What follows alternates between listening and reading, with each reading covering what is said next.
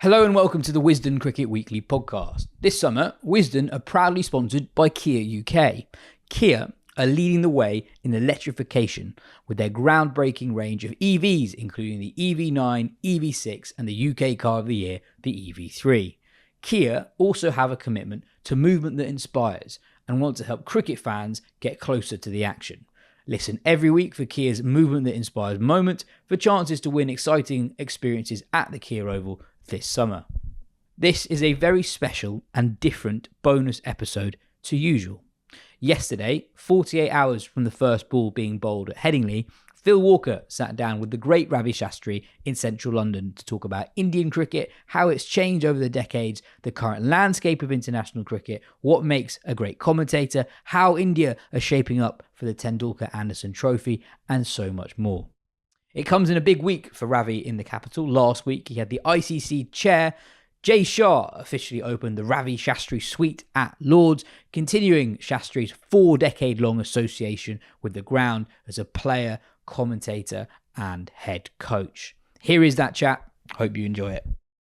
Right then, the great Ravi Shastri joins us on the Wisden Cricket Weekly Podcast. It's an honour to chat to you today, Rav. 1982, you were 20-odd year old, first walked through the doors at Lord's. Could you imagine that, throw it forward the best part of 40 years and you'd be having your own suite named after you in the old ground? Would have never imagined. I mean, just the fact that you would be associated with this ground, there would be a connect 43 years later. I mean, I would have been dreaming at that time to even think about it, but it's a dream come true. Let's put it that way. And you have a close relationship with the place. Yeah.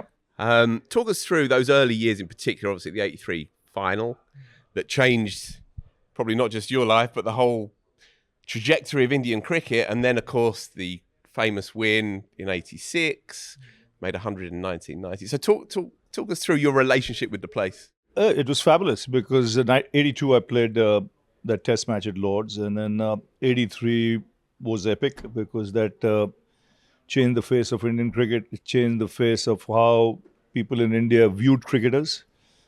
You know, how overnight they became commodities that were looked at differently by advertisers.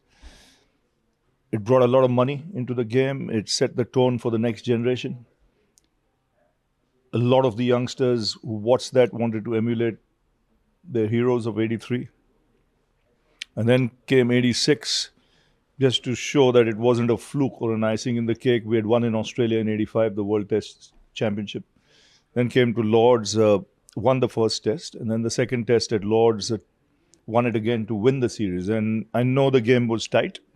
We were 70 odd for 5, chasing 140, and then Kapil and me added 70 to win the game and the series. Then came 87, which I thought was a great 5 days at Lord's. It was MCC versus the rest of the world, and barring Beefy, was injured. There was everyone there, every top player there. And I think Viv might not have been there for some reason or the other. He wasn't well or injured or something. Otherwise, everyone there, and it was a cracking 5 days. So I had to play for the MCC because I was playing for Glamorgan. Of course. So all the county guys were playing for MCC and against the rest of the world. And my memory there is getting 3 captains out. I would have never had a chance to bowl to Sunny Gavaskar in a test match. He made a big 100, didn't he? Yeah, he got a big 100 there. Then he got AB out and Imran out. But it was a great 5 days. Then came 1990, plenty of leather chasing. Watching Gucci smash those 300 and then everyone else following him getting hundreds. And I remember taking guard when England declared at the end of the second day with 1 hour batting left and Devon Malcolm steaming in. Yeah. Your legs were like, they were in cement. But you saw that through. You got 100 the next day. So that's a everlasting memory. Then in between, I finished the game. I quit the game in 94 and did my first ever stint, for BBC at Lord's with Tony Lewis, with David Garr, Richie Beno. Yeah, the classics. Jeffrey. Yeah, of course. Was grumpy even then. And we did it just it was, it's a lasting memory because you always sat in the dressing room, and the commentary box was over the dressing room in the same building. And then on top of that, I went to do Test match special with Blowers and Christopher Martin Jenkins, and Vic Marks was there. Jonathan was there, just coming. So, we did radio. So that was my memory at Lords of that. And then I'd finished the game and I got the Red Book as well. Yes. Honorary Life Member of Lords. Yes, so that's of course. 30 years now to the date. 1995, I got that book, and it's exactly 30 years as an Honorary Life Member there. So a lot of fond memories and 20 years of television. Some big games, NatWest final, India beating England in a big 300-run plus chase. Plenty of other test matches, at Lords as a broadcaster. I'd like to come to the Lord's Test of recent days that you rang the bell for. I rang the bell for, and also for me a great test match. One of the best test matches I've involved in at Lords was as coach. Yeah, of course. When we turned the game around, England favourites on day 5. Yeah. To win the test match, and we bowled them out for 120, and win that game. It was COVID times. It was tough times, but there are lasting memories. And you never felt like you owned Lords like you did on that day, because there was no long room. It belonged to the players. Of course. There was no one on the balcony, so I could sleep on the balcony. and I had lunch and I slept on the balcony. And I think it was Sky who, got that footage, and then Bumble speaking on it. Yeah, And perfect. so it was, fond memories. I'd like to come to that, the week just gone, because it feels very present and it felt very significant, I think, for the World Game. But I just want to ask you briefly about what life was like for an Indian cricketer in the 80s compared to what life is like for an Indian cricketer now, post 83. Oh, it's massive change. And I think the turnaround happened at post 92. Right. When the economy opened. Okay. The economy opened for foreign investment in India. And what it did, it brought then television money big time. So before that, it was a relatively closed tricky, market, hard scrabble kind of life. hard, not much money in the game. So you'd have to play county cricket, for You example. had to play county cricket, as all did at that time from Yeah. Asia. But once the game opened out and the bucks started coming in, then it was just a takeoff. Yeah. And that's when we realized, what our generation had done to give back to the game, and then, all the young players coming through the ranks, and then it's gone from strength to strength. The events last week at Lords, and it still feels very fresh to us, I think. Did it demonstrate, do you think, that the WTC is central to the future of the World Games health? No, I think so. I mean, when I was coach of India, I played the game. The emphasis was on that. I had a great brand ambassador in Virat Kohli. Yeah. Who, was a flag bearer of Test cricket. And continues to be, even in the shadow of the IPL win. Yeah, and he was one of the most influential players in the game in the last decade, who swore by Test cricket. And we wanted to be the best side, and we thought in that fashion. We built a team to be able to do it, to win in all conditions. And even though we didn't win that final against New Zealand, for 5 years on the trot, we were number 1 in red ball, which no one had heard of. No one would have imagined India would be number 1 in red ball, and we won everywhere. We won in South Africa, we won in Australia, across formats, and had a great run. Kohli has been a great flag bearer for the game, a brand ambassador, as you describe him. Will there be more? Are there more? Are there figures at the apex of Indian cricket who are ready to take on that mantle, if you like, from Gill and others? I think he's passed on a lot to the younger generation, and they all want it. The Rishabh Pants, Shubman Gills, they might have all the money in the world from the IPL, but they're young. They're 25, 26, and they want to play Test cricket. It's Jasprit Bumrah, the best fast bowler in the world. He plays it as hard as anyone. And at the end of the day, it's about winning. When you have a team, or you can build a team that can win, then that enthusiasm is there.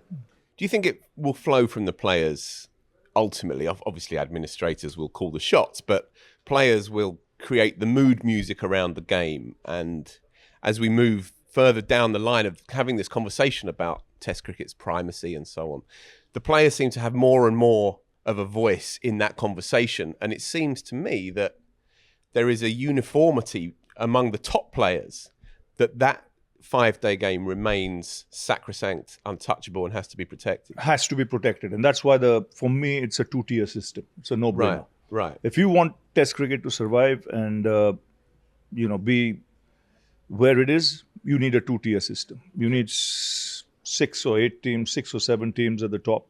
And you need, 2 tiers, where there's a relegation and there's a promotion. Right. So this is the key distinction then, because we can have 2 tiers, but if there is promotion and relegation, then that begins to make sense. So that would be a stipulation that you'd have to have that jeopardy within. Yeah, that has to be the stipulation. Only then, will you see Test cricket survive, simply because you'll have the top teams playing against each other more often, the top players pitted against each other more often, and Test cricket will stay healthy. Do you think that the big boys, bearing in mind that relegation could be slightly disastrous for them, do you think they will still be open to voting this through in time? Not that easy, but you got to catch the bull by the horns and just do it. Okay. Jay Shah has become the central figure, really, in the world game. And there's been some promising noises regarding 4-day cricket and trying to replenish the lower tiered nations to get them to play a bit more Test cricket and so on. So there's been some positive noises coming through. Do you think that, with your own personal experience of him as a man and his vision for the game, do you think that he wants to protect and replenish the Test match game, that would be somewhere near the top of his agenda? Absolutely. Right. I think he's learned very quickly in his tenure as president of the BCCI, and I've seen it in front of my eyes, because I was the coach when he first joined the BCCI, and then I've subsequently, in 2 years' time, what he's learned, what he's achieved, and where he's moved to is refreshing and heartening. And contrary to what a lot of people think, I think he'll take the whole ICC along. He'll take he'll build it. He'll put more money into their coffers than they would imagine. Mm-hmm. Yet at the same time, make sure the game is healthy. So there is more money in the coffers than ever before, and the game is financially on a really solid, positive footing. India currently take 2/5 of the ICC's revenue. Do you agree with that figure? Absolutely. I would want more. For India? Yeah. Explain. Yeah. Explain, because half the money, most of the money that's generated comes from India. So it's only fair that they get their share of pound of flesh. And it's relative. It's economies. Tomorrow there might be another economy that's stronger. Money might come from there, like it did in the 70s, 80s. Mm-hmm. And the chunk of the money went somewhere else. So I think it's only fair. And it just shows in the revenues. When India travel, look at the television rights. Look at the television income that comes for an India series. So it's only fair that they get whatever they're getting now, if not more. There's been a lot of talk this week regarding the idea of a central Test match fund to try and help bring the less well-off nations through. Do you think that's realistic? No. Why? I don't think it's needed. Why do you need it? From what is coming now and what the share is, there could be a certain amount of money kept for those countries, to promote the game. Do you not think, though, that when you have great Test match nations that are losing money hand over fist, that there needs to be some kind of central support in order to help them through this next stage for Test match cricket? That there will be central support, and it can come through this. But you also have to question, why are they losing money hands over fist? Is the administration okay? Are they being handled properly? Is the game being run properly? Yeah. And is there accountability? For me, that is the key. Is there accountability when there's money being paid? Do you feel like in some cases administrators have let their own nations down then? Could be. Yeah, okay. There's been a lot of good things around the WTC and a lot of questions regarding how coherent or otherwise the structure is. Would you look to try and shake it up over and above the the tiered system that you describe, or the divisional system that you describe? I think first, if you can get the two-tier system in place, then you will have a more solid, World Test Championship cycle. Yeah. Where top teams play against each other on a regular basis. It's nothing taking away from South Africa, but when you look at that itinerary with the teams there to play to come to the final, and then play damn good cricket to win it, and deserved it, with the way they batted in that second innings and the way they competed after conceding a lead in excess of 70, was heartening and great for the game, for them to win it.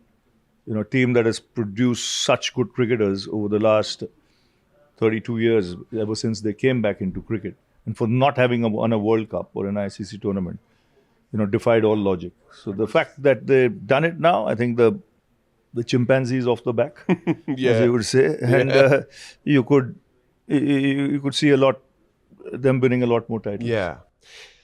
Beautiful as it was, slightly bittersweet perhaps that they don't now play a home test match until I think October 2026. Which is sad, because you want them to celebrate it in their country. This is it. Yeah, this is it. You want crowds to come and see a world champion team playing there. And you've obviously worked in South Africa. You've seen the culture out there. Do you think that this could shift the dial with regards to their own attitude to 5-day cricket, or again, does it come down to money? No, I think it will.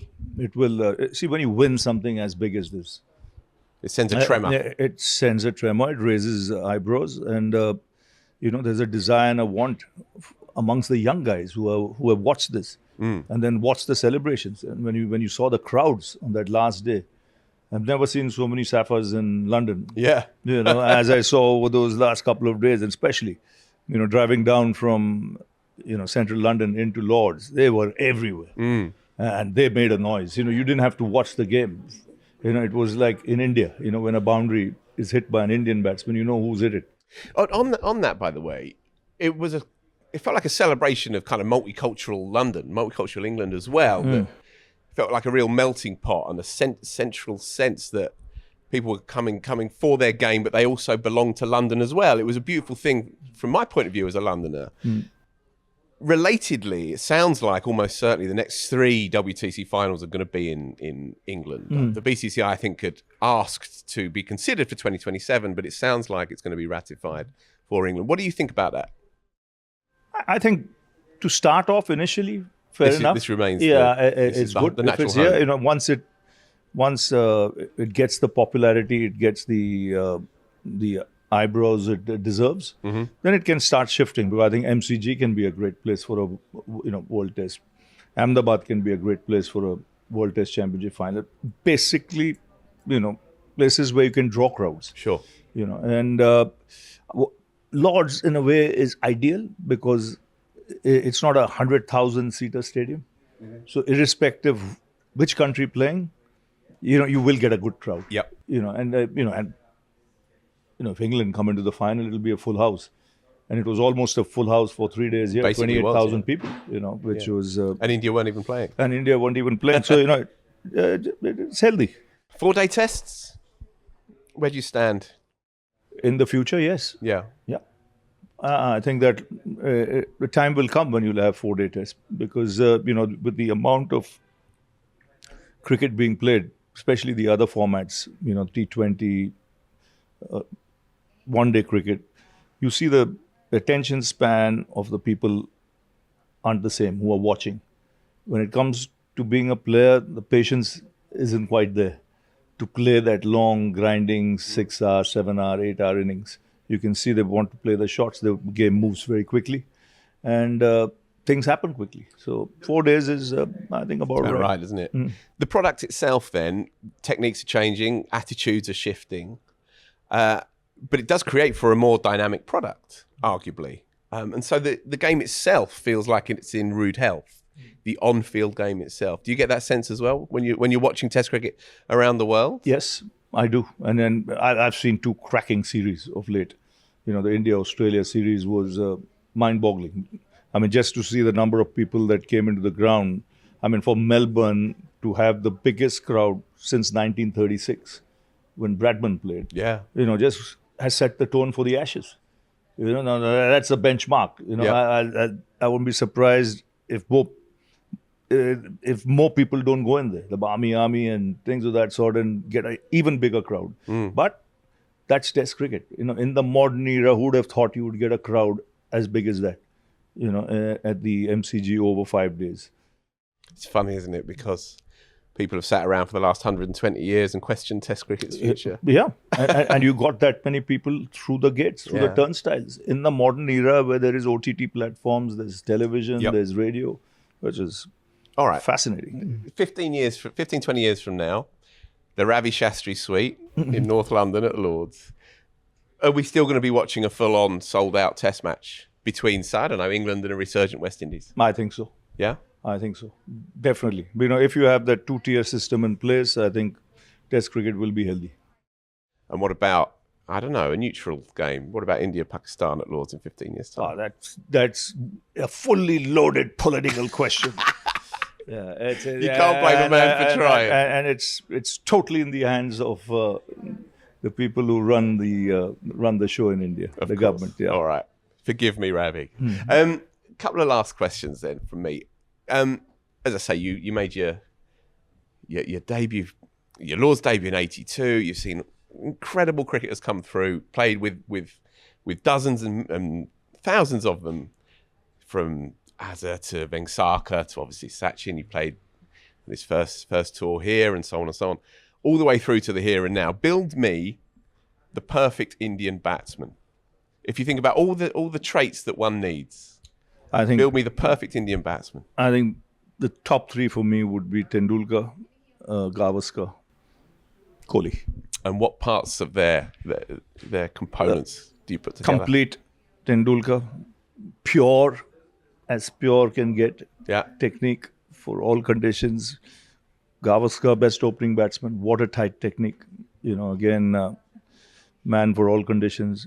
And Kohli had an element of whiv in him, because the way he played at his prime, where he wanted to dominate and be in the face of the bowlers, no matter who he played against, and in the face of the opposition. I mean, he was one heck of a player, and he put bums on seats. People wanted to come, as much as they would, like to hate him. They wanted to see him. He had fans around the globe because he scored everywhere. He scored in England, he scored in South Africa, he scored in Australia, he scored in the West Indies, you name it. On his day, where does Azharuddin fit into that conversation? I think there are many players. There's Mohinder Amarnath, underrated. Yeah. So when you look, he'll fit in that category. Mohinder, Dilip. Dilip was an outstanding player in England. Yeah, some of probably the best innings I've seen in England came from him at Headingley. Where he got 160 in overcast conditions and the ball seaming around all over the place.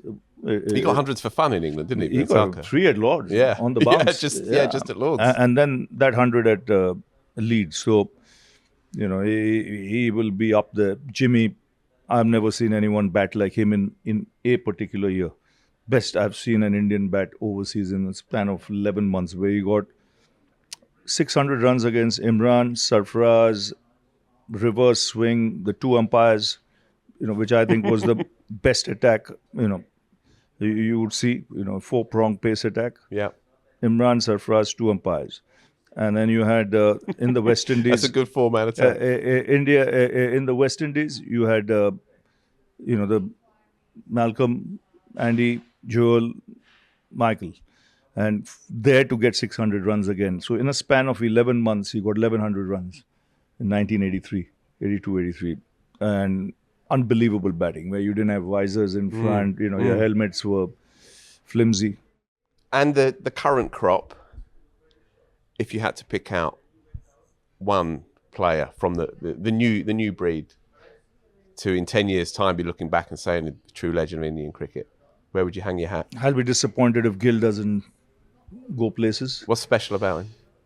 Just his languid, lazy elegance, and he's got a regal element of, being regal out there when he's batting. Yeah. And, if he can learn with exposure and adapt to conditions, I think That's the one name I can see. What's he like as a character? He's matured a lot. Right. Since I left as coach, which was in 21, when I see and the way he handles the media, the way he talks at press conferences, at tosses, I think he's matured a lot. And I think let him be there for 3 years. Don't chop and change, irrespective of what happens in this series. Just stick with him for 3 years, and I think he'll deliver for you. Is it as wild as it appears from the outside, being a young Indian cricketer today? As discombobulating and off the charts, off the scale? The day-to-day existence of somebody like Shubman Gill? No. See, because there's no insecurities. Right. But at the same time, the eyeballs on you are unreal. Yeah. With social media, with news channels that exist, plus the money quotient because of the IPL, which again attracts people to look at you. Sure. And then, of course, if you're captain of India, then you will draw attention, whether you like it or not. Yeah. You must need a good group of people around you to keep you sane, keep you balanced, keep you from going berserk. Very much. Yeah. I mean, that is so important. That is so important. And that's why I think, one of the, even when I was the coach, I used to tell them, handling the media becomes very, very important. You shouldn't shy away from the media. It's important that you go and embrace the media.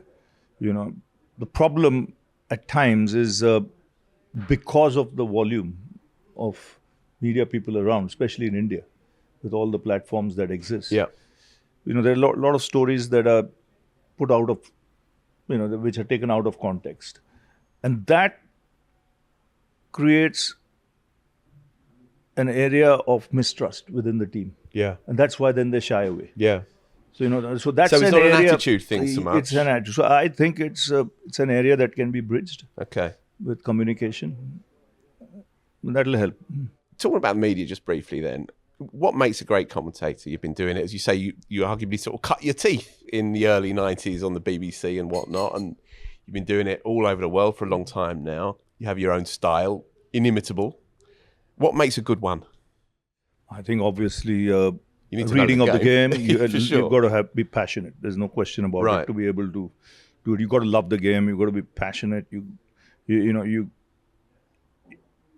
demands fierce concentration. Yeah. I remember having a chat with Richie Beno at the end of the 96 series, and I said, what do you think? And he says, About you? yes. Right. And I said, what do you think, Richie? Areas where, I got to tighten up. Or, just be yourself. Remember, Ravi, you're not paid for the number of words you speak, but for the content of your speech. That was a Beno special. Yeah. That for has sure. stood the test of time and continues to do so, as far as I'm concerned. So, and to keep it simple, in my case, I speak on what I see. Yeah. I don't come with any agenda. Yeah. I don't have an issue with even if I have an issue with an individual, but I'll speak on what I see there. Mm-hmm. Do you ever have... Because, you got to keep your viewer honest. Of course. More important than anything. He's It's not a about fool. authenticity as well. Yeah, they're not fools. Yeah. They know the game. You said you need to maintain that passion for the game. Has it ever wavered with you? Have there ever been moments where you got out of bed and you thought, I don't want to see this game? Or I've had enough of it? No, at times in one-day cricket. Because it's become predictable. Right. After the 15th over to the 40th over can be a grind. Yeah, indeed. Because you inevitably know what's going to happen. Mm-hmm. There's very little you can educate the viewer on. Yeah. So you So dive it into can areas. be hard to describe it when it's into areas formulaic. which are absolutely unnecessary. Yeah. Yeah. Yeah. So that becomes a challenge. Mm-hmm. But otherwise, I think it's a great game because you don't know what's in store. It's live. Yeah. You come up, you think, oh, they're 200 for 2. Next morning, 5 wickets in a session of play. Like for example, in South Africa, there was a test match going on. India were 154 for 4. And they were 153 for 4. And they were 153 all out. They lost 6 wickets for six wickets for no runs. So I said, how did you describe that moment? I said that. I said, if someone went round the corner for a dump and has just come back, it's still 154 all out. He put it in himself. Didn't even have to ask. Finally then, sir, we are, a couple of days out from the first test up at Leeds. It's going to be a good series. I think we can say that for sure. Where's your £5? I think India's best chance is the first test. Right. They've why? got to go hard because England are struggling with injuries. Yeah. I mean, no Jofra there, no Mark Wood there. They've had some injury problems. So I think that's India's best chance. And if the weather is good at Leeds, India bat well, and then when you have a Bumrah on your side, anything can happen. So how many tests? How many tests do you think he'll play? Sorry, how many tests? 3? I think 4. 4. You think 4? There you go. And finally, then top runs from both sides, and you can't say Joe Root. Joe Root on the scale. Yeah. Joe Root's discounted. Yeah. Keep him aside. Yeah, because he has his own rules. Yeah. He's deep rooted to the crease, so just leave him there. Yeah, and after him, from the English perspective, I think at the top there'll be runs at the top. Right, Crawley, Duckett, Harry Brook is in fabulous form, so he's a youngster you got to watch. India, KL Rahul, I think. Will he open? He should open because he will, and he should because he's the most experienced. He's opened last time around and he batted beautifully. I think he should be at the top. And then, of course, Sudarshan at 3 then, perhaps? Yeah. Sai Sudarshan 3, and that would be my Gill 4. Gill 4. Brilliant. Fabulous. Thank you so much. Pleasure. It's an honour and a privilege. Discover the future of electric vehicles at an exclusive event at a Kia dealership near you. Be among the first to experience 2 new vehicles joining the existing Kia electric range, the sporty Kia EV4 and the spacious SUV, the new Kia EV5, 2 of the most anticipated launches of the year.